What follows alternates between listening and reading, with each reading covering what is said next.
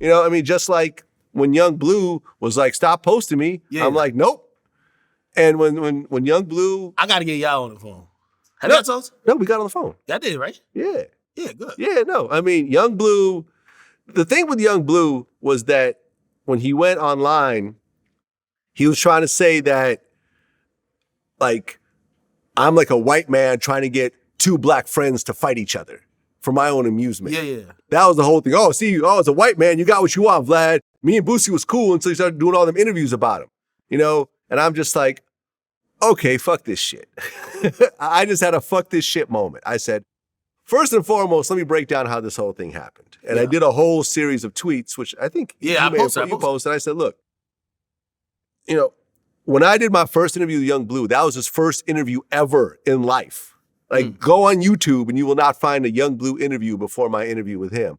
Boosie walked him in and said, I just signed a new artist. Can you please interview him as a favor to me, even though he's not really. And, you know, when we talk, he's like, no, but I was kind of, you know, I was already, you know, popping a little bit. I'm like, you were not popping at the level of Vlad TV at that point, and you know it.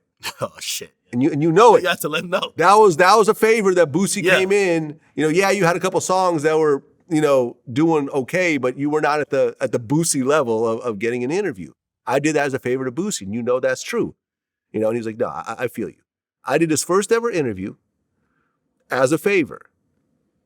Later on, when we did another interview like 2 years later, and in that interview, Yung Bleu said, I'm signed to Boosie. Yeah. You know, he talked about signing paperwork and everything else like that. Talking about he, you know, DM Boosie to try to get signed, and things happened with Boosie's brother, and he got signed, you know, through Boosie. A couple years later, when he did another interview, he said, I'm not technically signed to Boosie. I'm not technically signed to Boosie. I'm just signed to him, like, just because, like, we just tied in, you feel? We tied in. Like I said, he let me sign my other deal, you know what I'm saying? He let me go to sign my new deal, you feel me? I just, you know what I'm saying? I just let him keep what was in the contract. Like, however many albums and stuff, like, was in the contract, like, I still honored that, you feel me? It was just like, bro, you know what I'm saying? I'm gonna still do this, you know what I'm saying? Do this for you if you let me go type shit. Yeah. And I'm like, this is where the problem started.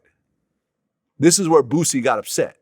It wasn't about me, whatever. I'm like, yo, how things going? Like, all my things, like, yo, how things going with you and Boosie? No, I'm not technically signed. This is after he got the Drake feature and everything else like that. You know, you fast forward another year or so, and he's doing interviews with you, talking about, I got a $9 million deal on the table. Yeah. And this is what's causing the friction. And I'm like, this is what's causing the problems. It's not me interviewing Boosie and asking about it. It's the fact that Boosie's not getting the money that he's expecting he feels that he deserves. Now, Yung Bleu called me and was like, yo, man, I want to talk to you. And I'm like, once again, we can have a conversation if it's respectful, if no one's recording. He's like, no, it's cool.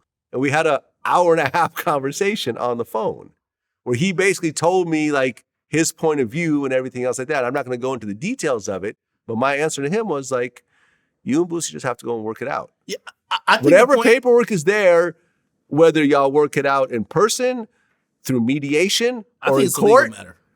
What's that? I think it's a legal matter now. It's now a legal matter because, you know, like you and I talked, like no one has... I took a piece out of my interview at his request. He said, yo, it's a legal matter. And he was explaining, because I was getting into it and I was citing your videos, you know, with, you know, Boosie talking about it and also him saying he was signing. So I said, make this make sense to me. And he kind of gave some more details to his side.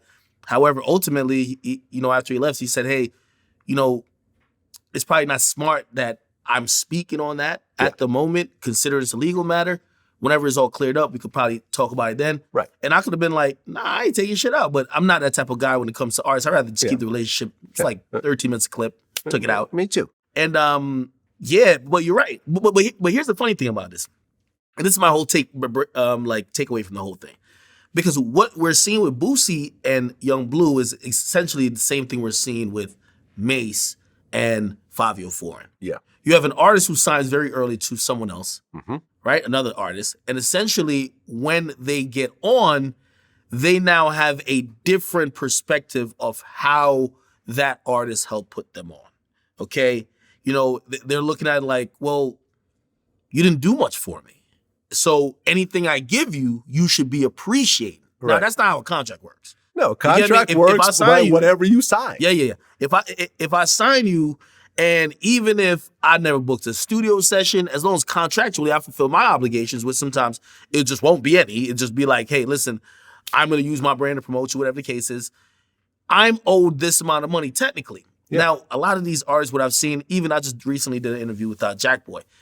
Jackboy, he said, yo, I offered Kodak $300,000, when he got out of jail as compensation for some of the deals, bigger deals that I signed while he wasn't here. And Kodak kept saying the $1 million number. He kept saying he owes me $1 million. Now, I think some of these artists, and I remember salute to my guy Wayne, I used to do Everyday Struggle with him. He always said this to me. He said, Act, let me tell you, this is about artists and money. An artist is like, he's like, this happens with artists and managers, but it happens with an artist and a label or an artist and the big homie from the hood who gave him $50,000 to start them off, right? Mm-hmm. An artist is down to split, if it's an 80-20 split, because the managers get 20%. If they get $100, they give the manager $20.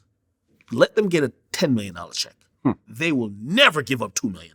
Right. They're going to cap what they feel that manager's worth. Exactly. Yo, you really only should get like 80 grand. Yeah, they'll start talking about all the shit they didn't do. Yeah, it's all going the to be shit like, they did themselves. But it'd be like, yo, in reality, like, I'm the one who did this to get it to this level, but that's not how shit works. Right. Now, if you want it to work like that, you should already be trying to get out of that situation the moment you realize that person isn't no longer of help to you. Yeah. But then again, the person they don't gotta sign off on getting you out of the deal.